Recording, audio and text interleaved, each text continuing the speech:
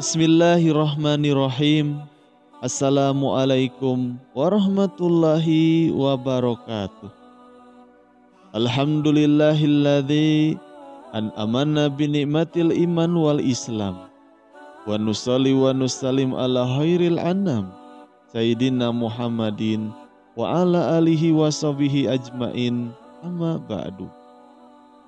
Puji beserta syukur marilah kita panjatkan kepada Allah Subhanahu wa Ta'ala yang telah memberikan beribu-ribu kenikmatan.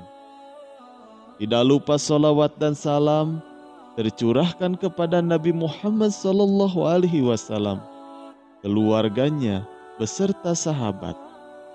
Semoga kita semua mendapatkan syafaatnya dan mendapat petunjuk hingga hari kiamat nanti. Marilah kita senantiasa bersolawat serta mengucapkan salam kepada junjungan kita Nabi Muhammad sallallahu alaihi wasallam. Allahumma sholli ala Sayyidina Muhammad wa ala ali Sayyidina Muhammad. Doa dan harapan saya, semoga saudaraku semuanya selalu diberikan kesehatan, dilapangkan rezekinya, dan diampuni dosa-dosanya, juga dipanjangkan umurnya. Amin ya robbal alamin. Sahabat rahasia kolbu rahimakumullah. Surat Al-Ikhlas merupakan surat ke-112 Al-Quran yang berada di juz 30 dan memiliki 4 ayat. Surat Al-Ikhlas merupakan salah satu surat di dalam Al-Quran yang berisikan tentang konsep ketuhanan dan juga keesaan Allah Subhanahu wa Ta'ala. Dinamakan surat Al-Ikhlas dikarenakan ia bisa menyelamatkan orang yang membacanya dari kesulitan dunia maupun kesulitan akhirat, dan juga dijauhkan dari kegelapan alam kubur. Meskipun surat ini pendek, akan tetapi memiliki kedudukan yang sangat tinggi dibandingkan dengan surat lainnya. Bahkan ketika membacanya satu kali, kedudukannya sama dengan kita membaca sepertiga Al-Quran. Surat Al-Ikhlas ini yang artinya adalah sebagai berikut. Katakanlah Muhammad, dialah Allah yang Maha Esa. Allah tempat meminta segala sesuatu. Allah tidak beranak dan tidak pula diperanakan. Dan tidak ada sesuatu yang setara dengan Dia. Surat Al-Ikhlas ini banyak sekali manfaatnya bagi para pembacanya. Berikut adalah 12 manfaat dan keutamaan membaca surat Al-Ikhlas. Yang pertama, membuka pintu rejeki dari berbagai arah. Yang kedua, bisa melunaskan hutang-hutangnya. Yang ketiga, mencegah fitnah siksa kubur. Yang keempat, akan diampuni dosa-dosanya. Dan yang kelima, mendapatkan istana di surga. Yang keenam, hidup akan selalu diberkahi. Yang ketujuh, mendapat pahala yang sangat besar. Lalu yang kedelapan, akan mendapatkan kedudukan derajat yang tinggi.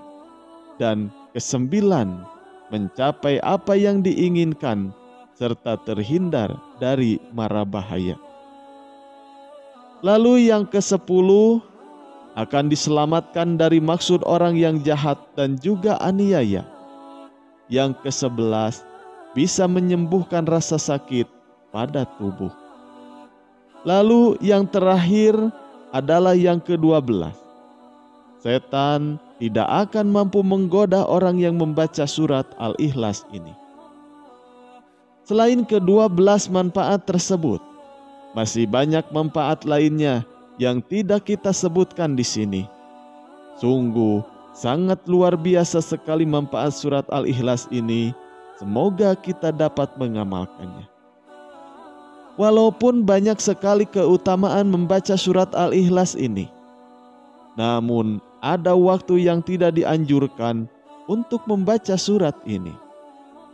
Di dalam Al-Quran surat Al-Isra ayat 78, Allah berfirman, "Laksanakanlah solat sejak matahari tergelincir sampai gelapnya malam, dan laksanakan pula solat subuh.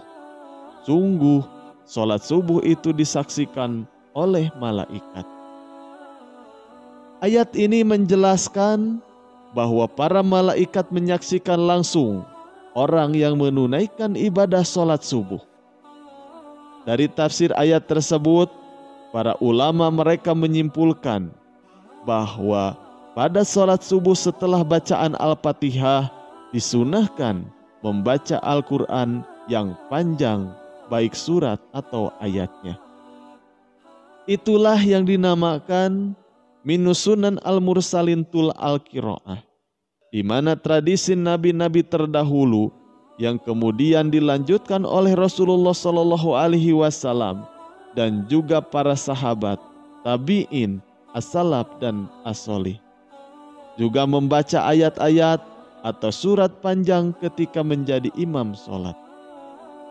Maka dari itu, seorang imam sholat subuh setelah membaca Al-Fatihah tidak dianjurkan membaca surat pendek seperti Al-Ikhlas, Al-Falaq, dan Anas. Ini bukan masalah sah dan tidak sahnya, melainkan masalah untung dan rugi saja. Solatnya sudah pasti sah, tapi rugi karena di saat solat subuh malaikat akan menyaksikan kita solat. Maka tentu sangat disayangkan sekali jika hanya ayat pendek yang dibaca.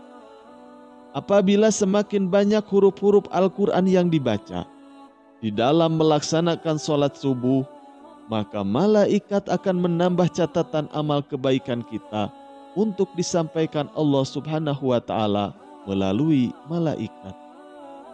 Rasulullah Shallallahu Alaihi Wasallam juga seringkali menunjukkan contoh-contoh bacaan sholat subuh yang menandakan syarat akan makna tertentu. Pada beberapa riwayat Rasulullah Shallallahu Alaihi Wasallam disebutkan sering membaca surat Al-Kahfi, juga biasa membaca surat Ar-Rum. Itulah yang bisa kami sampaikan, semoga bermanfaat. Wallahu a'lam bishawab. Wassalamualaikum warahmatullahi wabarakatuh.